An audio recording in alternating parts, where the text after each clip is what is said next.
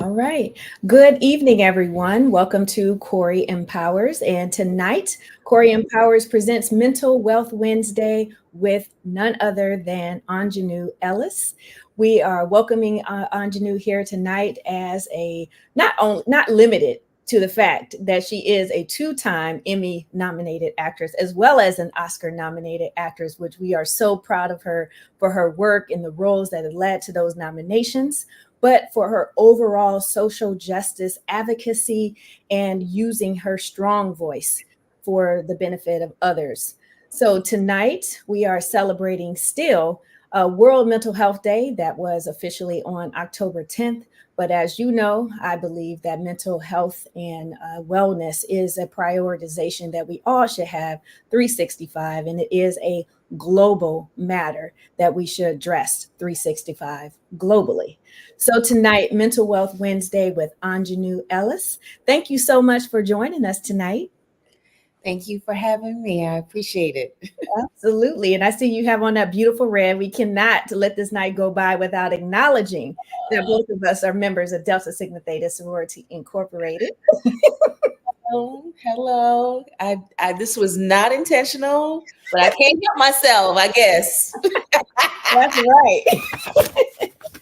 So thank you so much for joining tonight. And you are like one of the most impactful actresses this generation has known. And I'm just saying this not as a movie buff or anything like that, but the roles that you have decided to be a part of have been meaningful and significant in so many aspects of everyday life.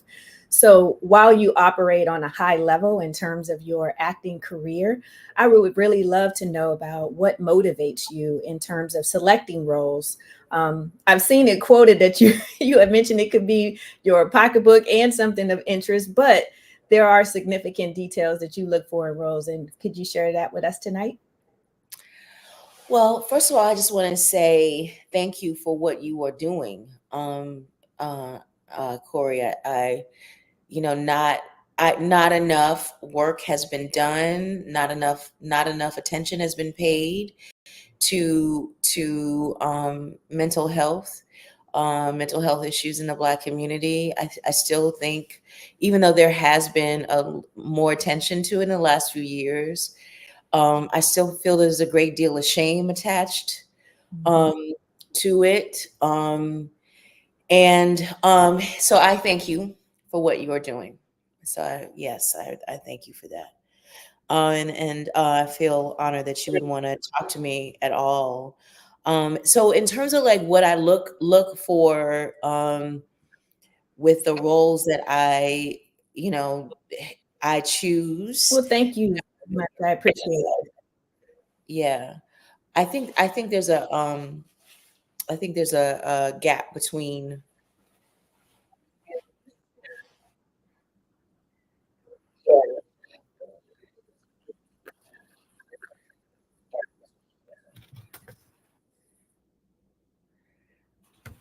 Can you hear me, Corey?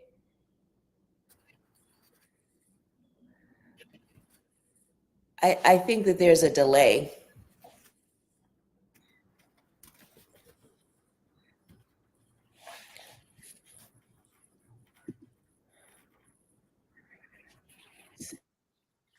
And now I think there is a delay.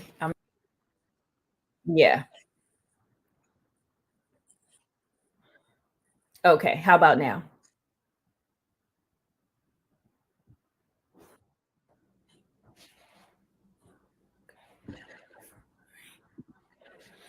Okay. I Hello, hear can you hear you. me? Yes. Okay. Okay. Is that any better? Yes. Okay. All right. I was just saying regarding the roles that I choose, um, you know, sometimes I'm lucky enough to choose, and sometimes I take roles because I need to eat and other people need to eat in my life. And that's just reality, It's just I see acting is not this sort of like, my profession is not some sort of like, um you try to be divine in what you do, but I don't see it as something that is necessarily divine.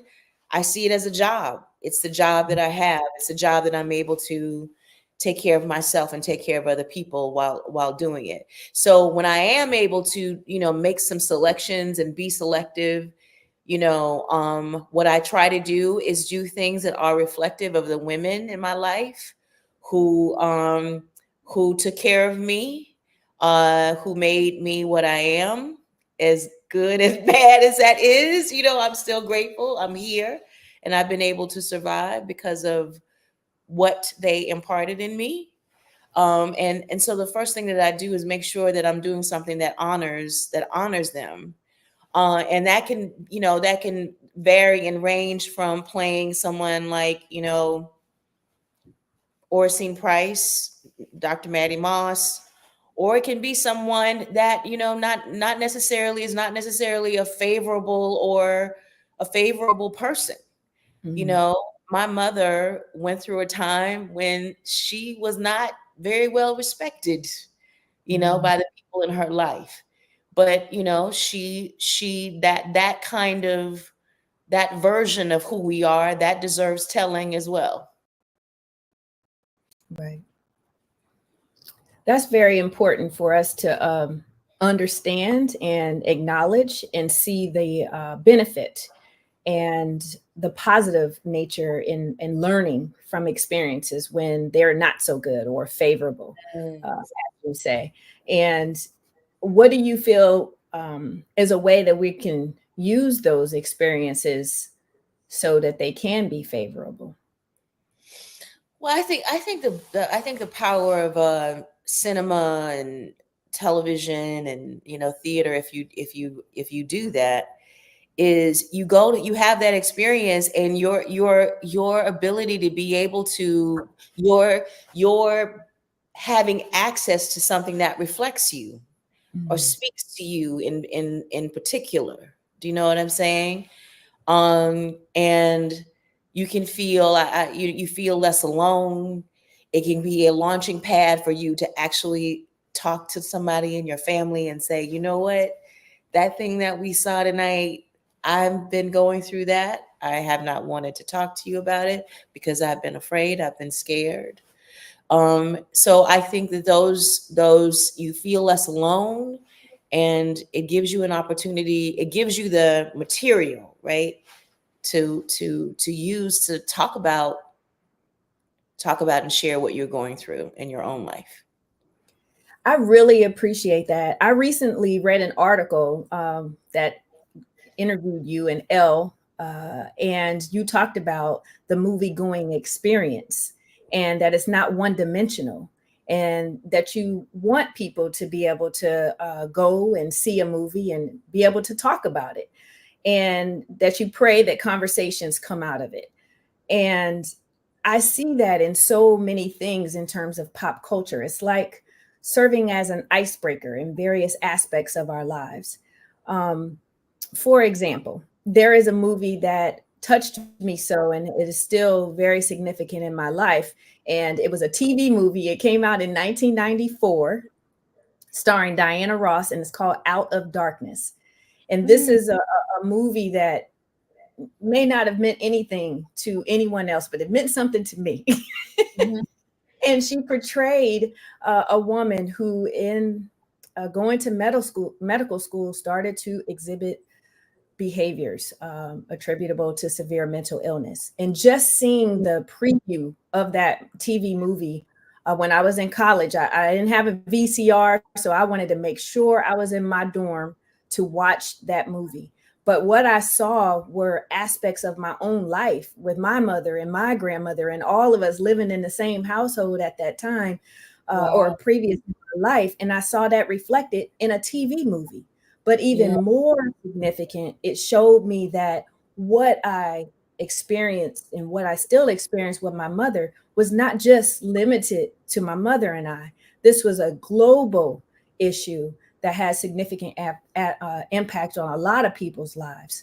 And it really propelled me into wanting to know more, and using movies and music to help other people understand how real life issues are reflected, and it gives us the opportunity to talk. And so, how that connected me to you was your role in Caveman's Valentine. And I know that's an older movie as well, but it still touched on severe mental illness. And so, just knowing, if you didn't know before, your role in that movie impacting someone, i.e., me, how Mm. does that make you feel in terms of your work and not ever really always being able to talk directly to moviegoers who are impacted by your work? Yeah, it means a lot. It means a lot. Can you hear me? Can you hear Mhm. me? Yes. Okay. Yeah, it means a lot. I did that movie years and years and years ago. It starred Sam Jackson, and he played a man who was suffering from mental illness, and I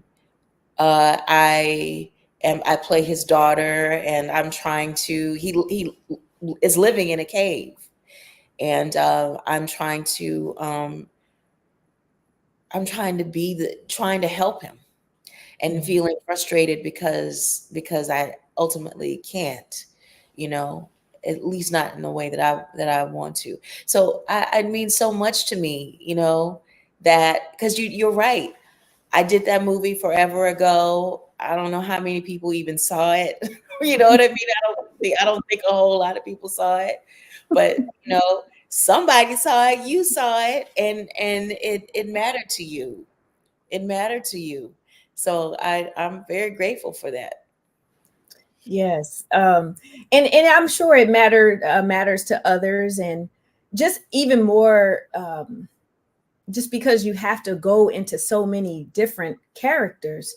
How do you go into character? And more importantly, how do you come out of character? Or are you a method actor? No, I No, am not. I am not.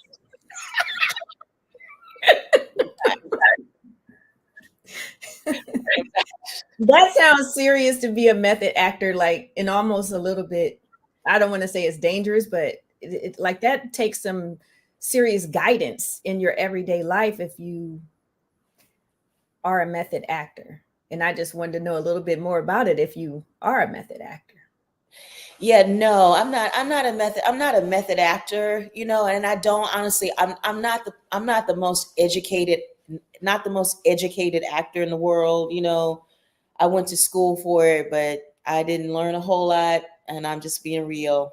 And they really didn't, teach that specifically. Method is not something that, it was really a school that concentrated on theater, so they didn't really too much into that. Um, Mm. and I feel like sometimes people use that idea of being method as a way of being, excuse my language, an asshole, being rude and dismissive of the people around them, and they are ostensibly are immersing themselves into this character, and everybody has to respect the space that this character takes, Mhm. and it's just a lot of it just ends up being a lot of bad behavior. um Everybody has not done that in the annals of people who practice method, but a lot of people do and are doing it, and I'm not one of those people. But what I will say is depending on who the person is, I just try to have as much information as I possibly can, you know? And I'm not, like there are actors who can do accents really well, and who can sort of do essentially impressions of the person that they're playing, impersonations, I would Mhm. say that, you Mhm. know? And I'm not that great at that. I'll for example, I'll just talk about this role I played on Lifetime, a TV movie. It was Dr. Maddie Moss Clark, and there were things about her that I could do that was like her, right? Like she had a raspy voice. Um, she had a way of talking, like she was very aggressive when she talked, Mhm. um, and very assertive in how she spoke. You know what I mean?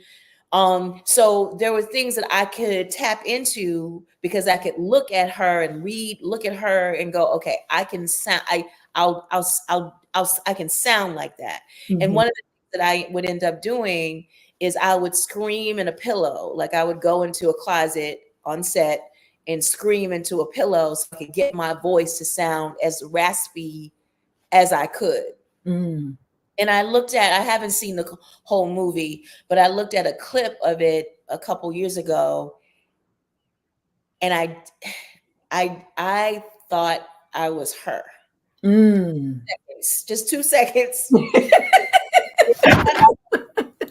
it was 2 seconds. I didn't realize what I was watching, and I was like, oh, and I said, oh, okay, that's that. But I think that was me. My voice was right in that second. I was hitting those things that I was trying to do in those 2 seconds. I achieved that 2 seconds. But then I played, someone, like I've played more recently, someone who there was not something about her that I could imitate. Mhm. That what I was conveying about her was something that was very much very deep down, Mhm. and you can't imitate that. Mm. So what I tried to do was just find those common spaces and honor those spaces that they had nothing in common with me, um and just be the best communicator of that I could be. Does that Yes. make any sense? Absolutely. And I just must say, we have a comment from Debbie Logan who says, Sis Maddie made me clutch my pearls.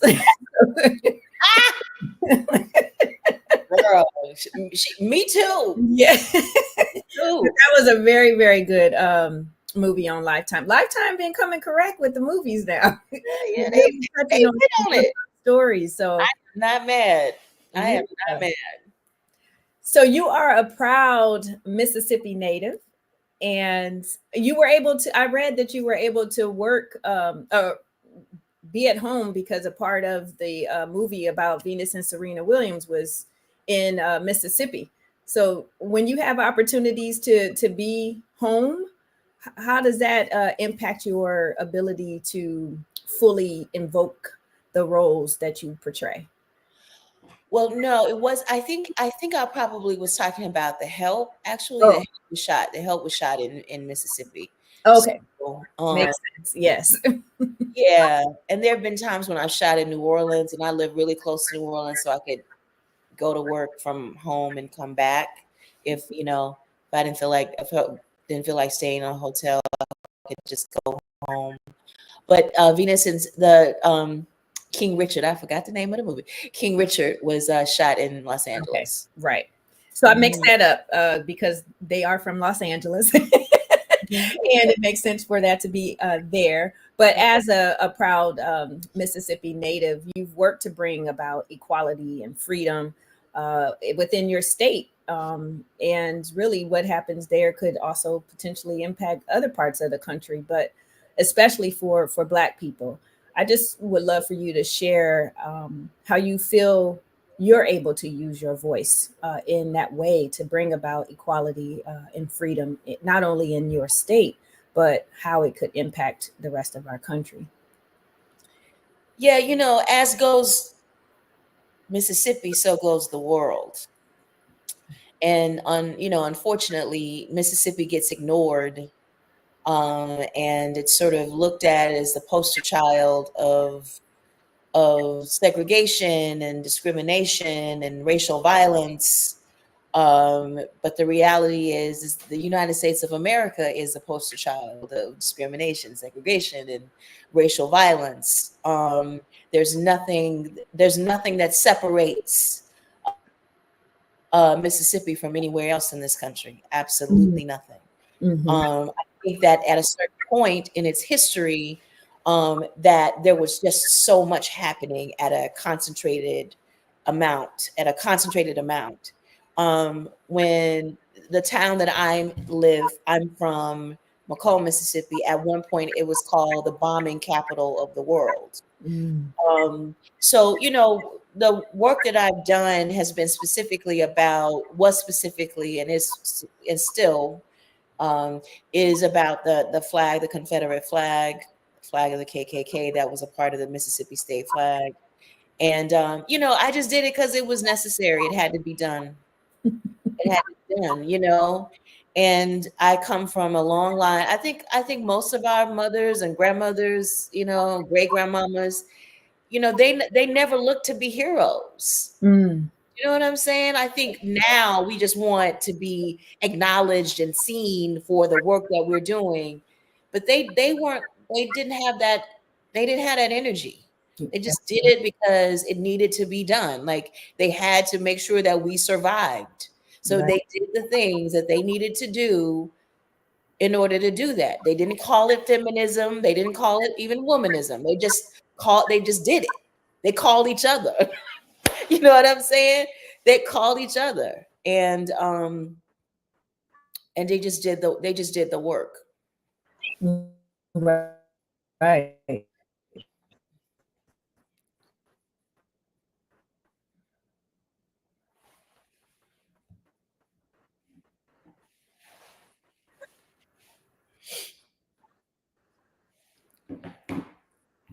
Corey, if you can hear me, I think it froze a little bit.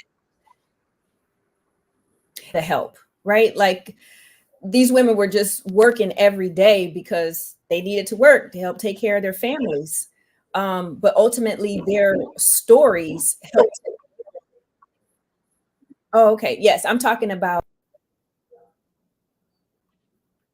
Hello. Hi, you went out for a Can you little hear me while. now? I can hear you now. Yes. There must be a delay again. Yeah. Yeah.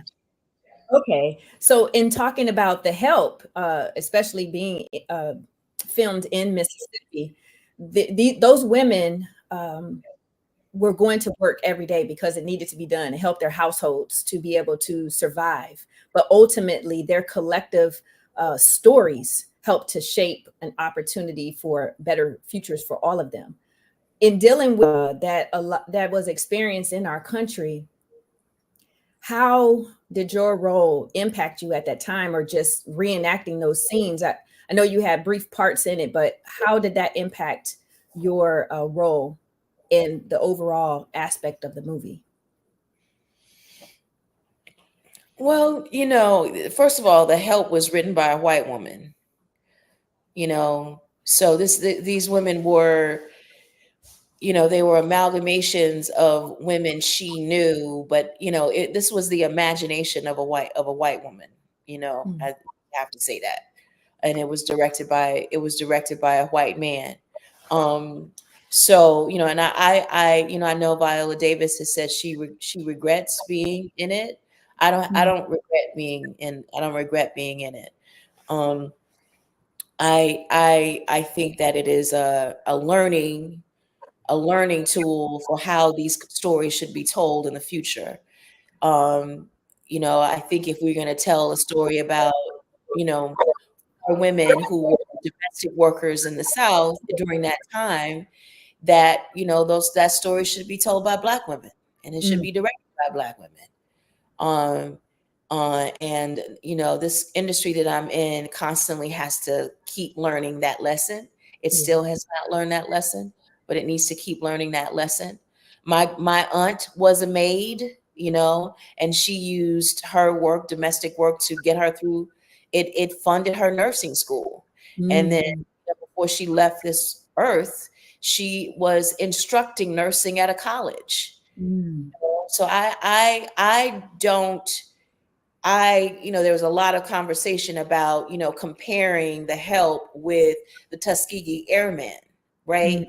And the issue with The Help is not that it is about four maids. The issue with The Help that it is from the imagination of a white woman. Right. the domestic workers were the foundation of the freedom fighting work that was happening in Mississippi. Mm-hmm. The foundation. We stand on the shoulders of domestic workers. So to say that a Tuskegee Airman is a hero and these women were not, women who were domestic workers in the South and Mississippi were not heroes, is a falsehood. Right. That's a powerful statement. I appreciate you breaking that down for us. And this just shows how significant movies and pop culture can be to everyday life and the belief systems that we tend to create based off of the things that we see, unless we have the opportunity to study and know the real aspects of our history, which is important in terms of all of the different book bans that are going on and limitations to education in our public school system, which is significantly impacting the Black community in terms of learning our history and ignoring its significance in this country. So I appreciate you, using your voice, even outside of the roles that you portray, to show aspects that we as the everyday moviegoer may not understand or know or put the pieces together. So that was a great, thank you for that explanation. And I just recently saw Deliverance, and that was very powerful and scary at the same time and comical at the same time. It was all the things, huh? Yes, all the things with the different characters. There was so much truth to it, as well as, falsehood, but at the same time, being able to relate to the story. But something that is important is that it is based off of a true story. And in the Black community, as I'm sure you know, religion, faith, spirituality is foundational in our culture. How did you prepare for your role in that movie? And how were you able to take a step back and come out of all of that? Well, I had someone, his name is Apostle Lewis Dickens. And he essentially trained me um, Mm, to be this be an apostle, to portray an apostle, not be an apostle, to portray an apostle. Um, and I come from a Baptist experience. We weren't delivering evil, we weren't delivering demons out of people in New Home Baptist Church. We weren't doing that. But it is a theological profession, being right. an apostle. And we find it in more or less Pentecostal traditions, and really Pentecostal traditions in Africa, West Africa specifically. Apostle Lewis practices in Ghana. Um, so he had to teach me what he does and how he does it, and so I could be convincing as this person. And really, honestly, what I did in playing that role, I just imagined. First of all, I love the fact that in the Deliverance, it was Black women saving themselves. I love that. I love that. Because usually in stories like that, you got a white man that comes along and saves everybody.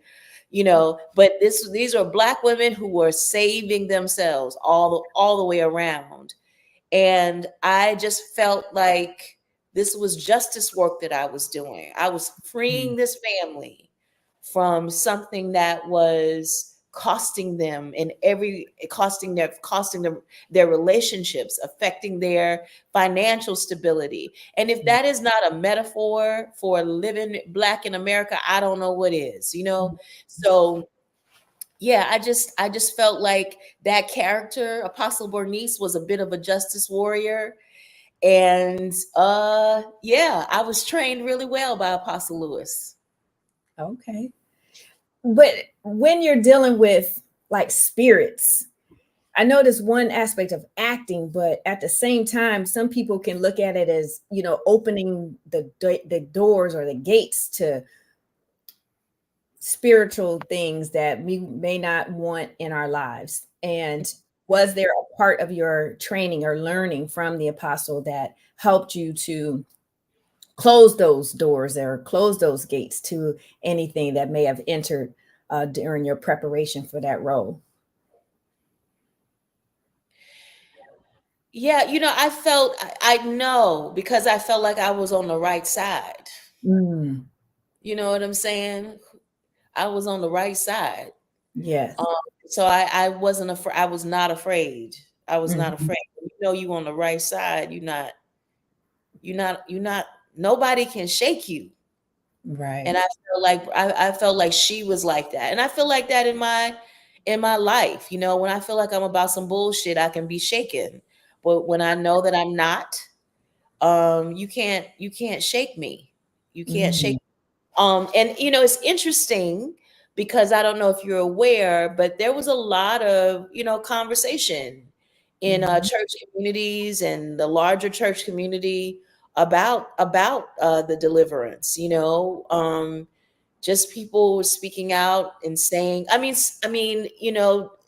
some a minister said that it was demonic, that the Mhm. film was demonic. Not the spirit in the film, but the film itself was demonic. So there was a lot of conversation about that, and I'm glad. I'm Right.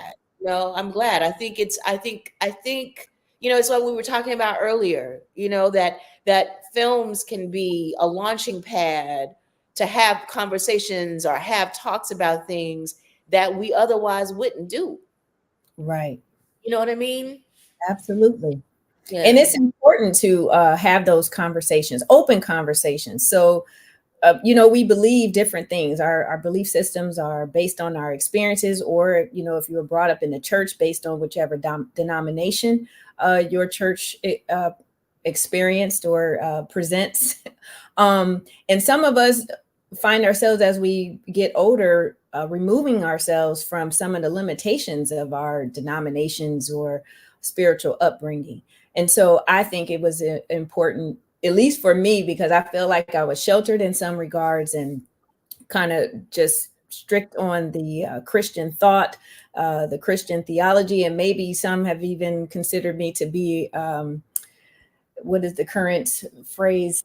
Oh, I can't even think of it right now, but just very focused on Christianity as it was presented in church by the Bible, non-denominational aspect of religion.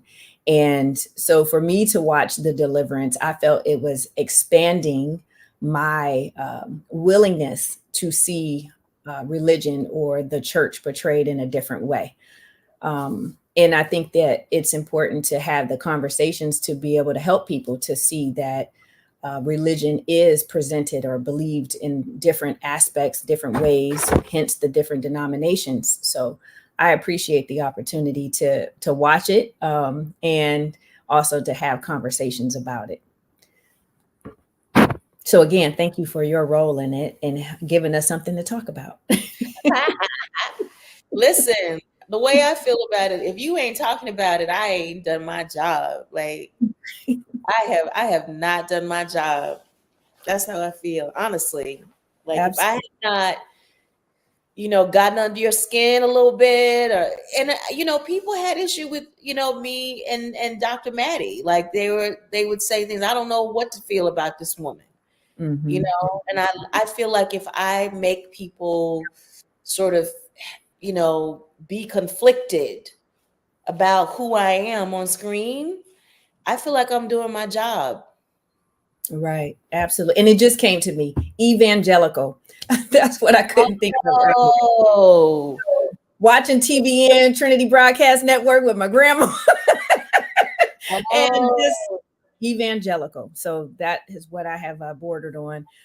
But again, as I'm learning, my thought process and thoughts about religion and spirituality have definitely expanded and broadened in so many ways that I think is meaningful, especially in this work of mental health advocacy, and just even having a conversation of spirituality and its intersection with severe mental illness in terms of like visions versus delusions, you know.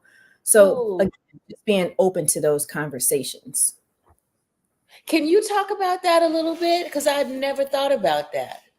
Oh, well, yeah. So actually, I one of my guests was Dr. Yanla Van Zant, and she, focuses on spirituality.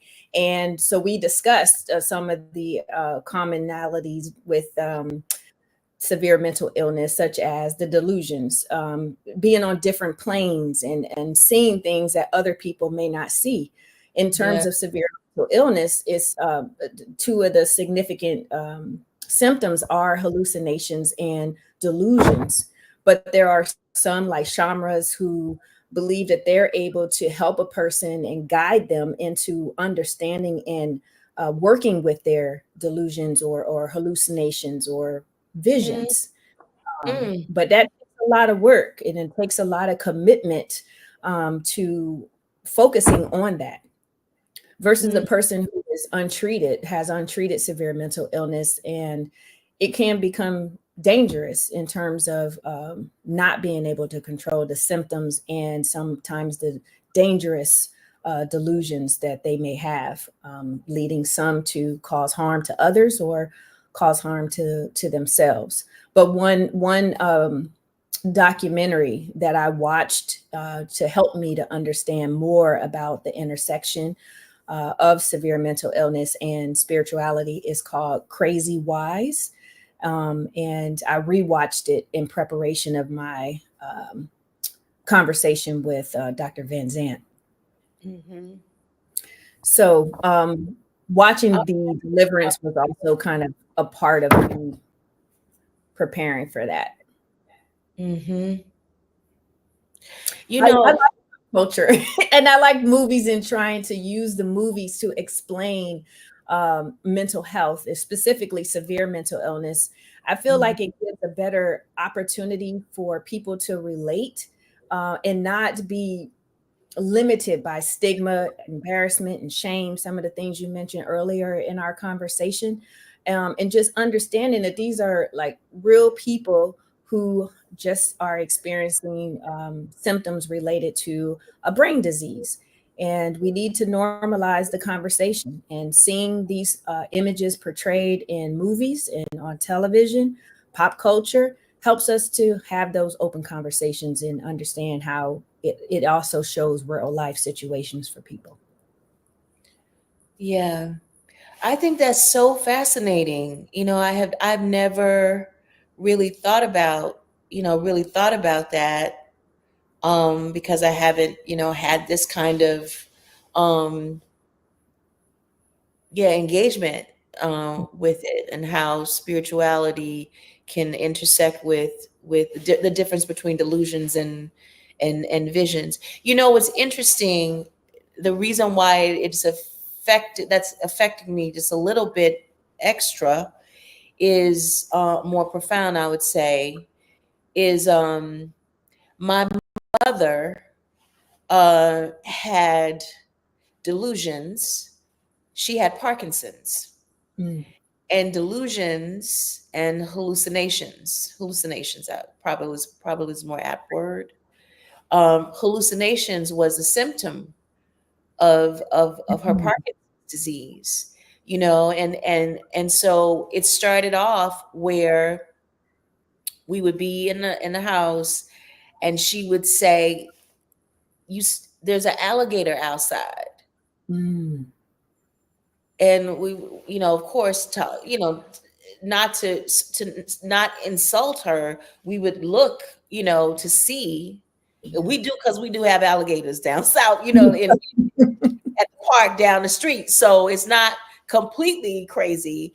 So we look outside or whatever, and of course there would not be one. And so she would see alligators. And so by the time she was, um in the late stages of it, she only was in that space. Right. Like she stopped communicating with us almost completely. You know, it was only what was in these hallucinations were the only things that she was had communication with. Right. Right. And some could view that as being on a different plane, right? In Yeah. her level of reality. Uh, Yes.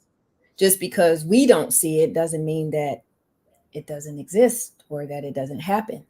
Yeah. Um, way different than way more complex than I'm able to communicate here today, but it is something to really think about, or at least leave space for the conversation, because it Absolutely. can help us to be more empathetic to people Yeah. and the um, symptoms that they may be experiencing related to their diseases.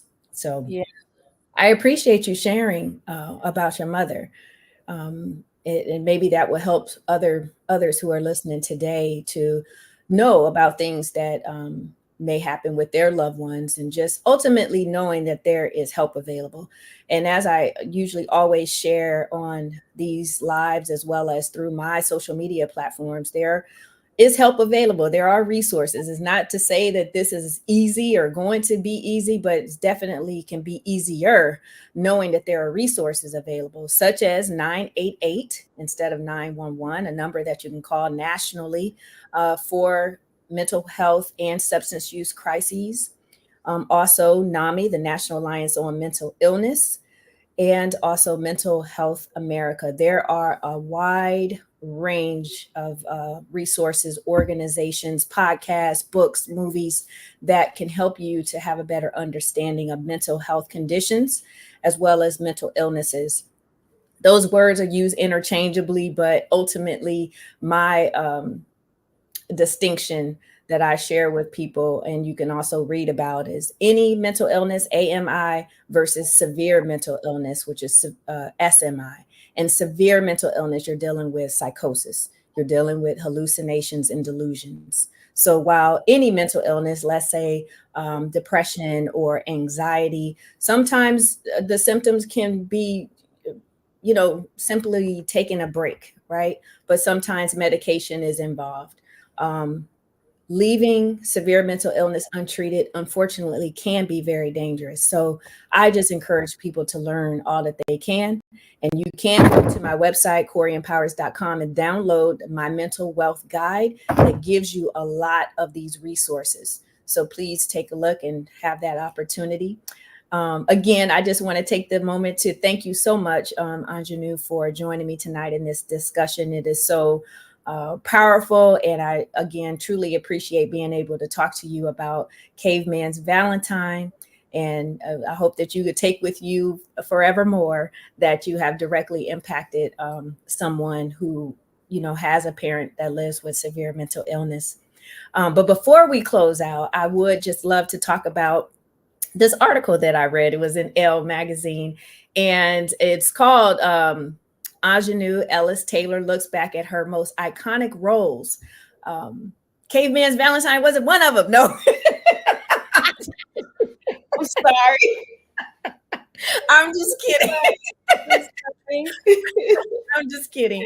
But The Color Purple, you kind of like, well, I was only in it for 2 seconds, but it was a powerful, powerful role, because the words that the mother shared with the daughter helped her to see what she could be, what she could do, and how she could be independent, and just set her on a path of self love, and just guided her to live her truth. And a part of living that truth was, as you mentioned in this article, having love for another woman.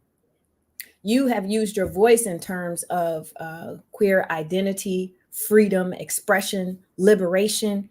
And I would love for you to share why you feel it's important for people to know the aspect that's often left out of The Color Purple in having a lesbian love story, as well as how you express yourself in your everyday life and encourage other people to do the same.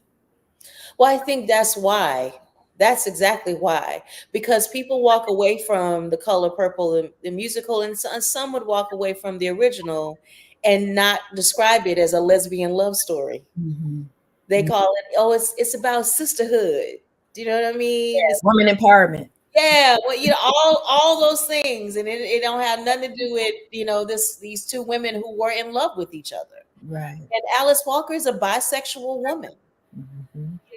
and has lived a great deal of her life, probably most of her life, in relationships with women, Mhm. more so than men. And that's not incidental. That is a truth that we are sort of kind of not sort of kind of that we're brushing under the rug because we don't want to alienate anybody, you know. Mhm. And I think that that is dishonest.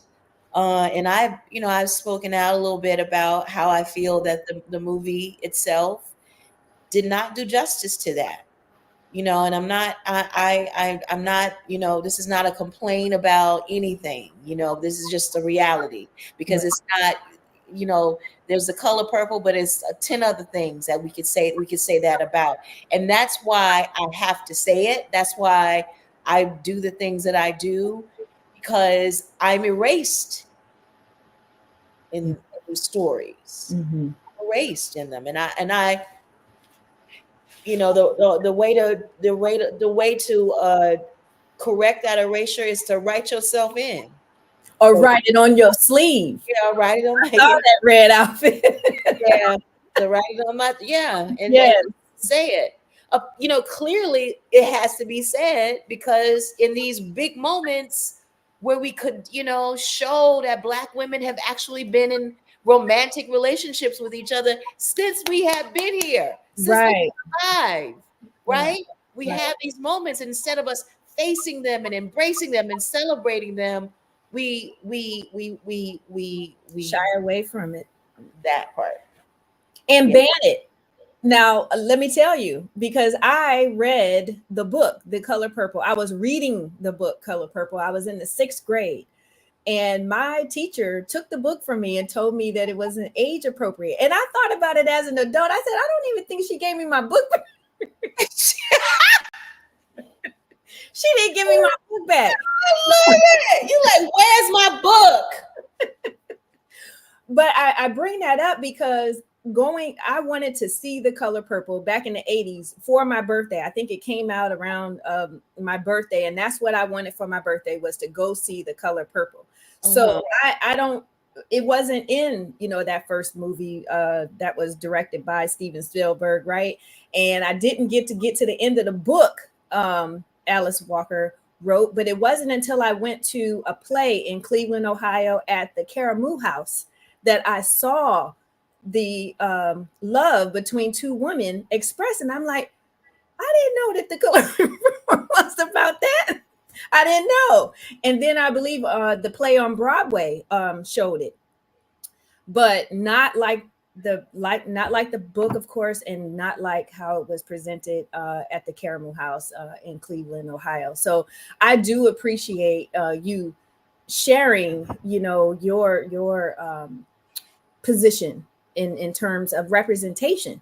And what you shared shows how representation matters, right? So just like Caveman's Valentine represented something for me, Yeah. the love affair in Color Purple between two Black women is Yeah. not something that's new and made up and fictitious. It is something that is real, that is expressed globally among women, and it's important that people will be able to have that representation.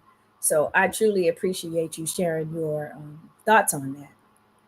Absolutely. Absolutely. My pleasure. But it's something that's passion. You showed your passion in that, and I do appreciate you using your voice. I said that a number of times during this conversation, but you have a strong voice. You have a very large platform, and the roles that you have chosen to do, or roles that came to you, have provided representation for people in different aspects of life. So even with the deliverance, and you sharing today that you didn't look at it like that in terms of the spirituality and the intersection with mental illness and things of that nature. So just having the conversations and opening the door for other people to see things from a different perspective and not be limited by, their life experiences, but allowing themselves to learn more through other life experiences. And that's the importance of lived experience, because people who actually lived these experiences are able to share, and it helps to diversify, plans that are being made, movies that are being written, books that are being written, or other things that we see and do in our lives every day, even in the workplace and corporations and in the government. It's important to have diversity of thought. So, For sure. night, Anjanou, I just truly appreciate you joining and sharing. Know that your work is invaluable. I'm looking forward to seeing Liz here now. Can you tell us a little bit about that? Uh, yeah, I did. I just finished that. It was directed by Sterling Macer. And yeah, it's about this woman who, kind of stages a little bit of a. It's weird. She works for this. She works for this family, and some kids are in danger, and she rescues them. She saves them. It's also based on a true story. Mm-hmm. Um, but I would tell your listeners about this movie that's coming out in a couple months called Nickel Boys. That's based on the book Nickel Boys that was written by Colson Whitehead. Um, and then I'm in a film called Exhibiting Forgiveness that's out now. That's directed by Titus Kaphar. So those things will be out, are out now, or I don't know when Liz here now gonna come out. Oh, okay. Okay. Well, that is interesting you say that, because again, in reading this article in Elle magazine, you had mentioned about three projects that were done like 2 years prior, and they were just coming out at that time. So like Origin, that hasn't been talked about enough. That, oh my goodness, that's really one that was very emotional to watch. And just heartbreaking in so many ways. But Origin did not get the publicity that it should have, the discussions that it should have. And I just want to commend you on your work in that film, because it was just beautiful, beautiful story. And people need to go out and watch that as well. But in this article, you had made the point of how the movies that had just come out at that time happened like 2 years ago. So, like with Liz here now, you just finished it, but we may not see it for like 3, 5 years. I have no idea, girl. That's okay. It's But make sure people who have joined us tonight, please make sure you go out and support Aunjanue Ellis Taylor and her work. Watch out for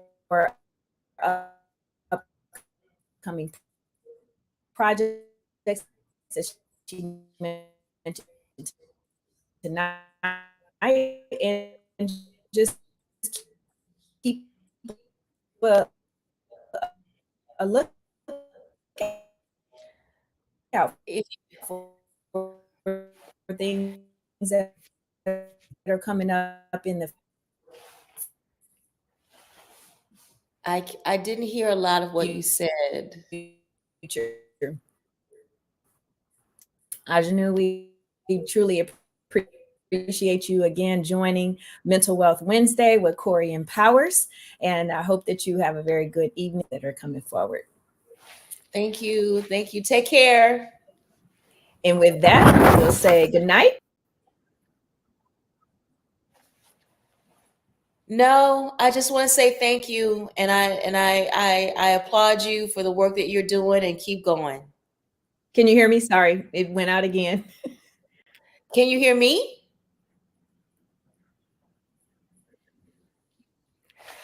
I'm just gonna do this. Thank you so much. I truly appreciate you. I hope that hear you. Bye bye.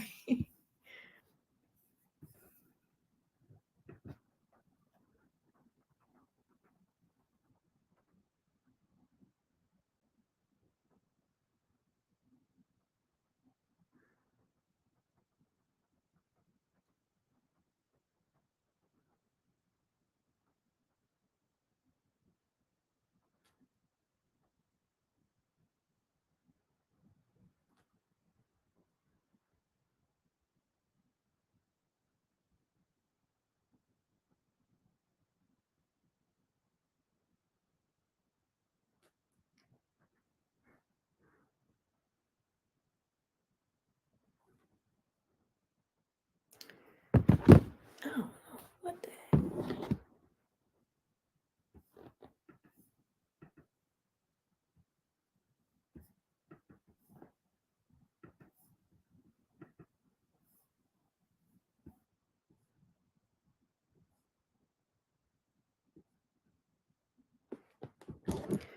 I don't know what is going on.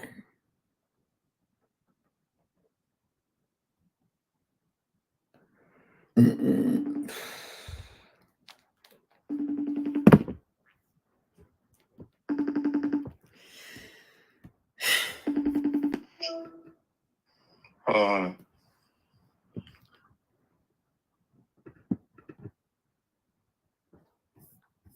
don't know what is going on here. yeah, she was very frustrated. You couldn't see. Babe, you gotta get a better system, or you gotta stop it until you can present the high quality that you do, the extraordinary gift that you have.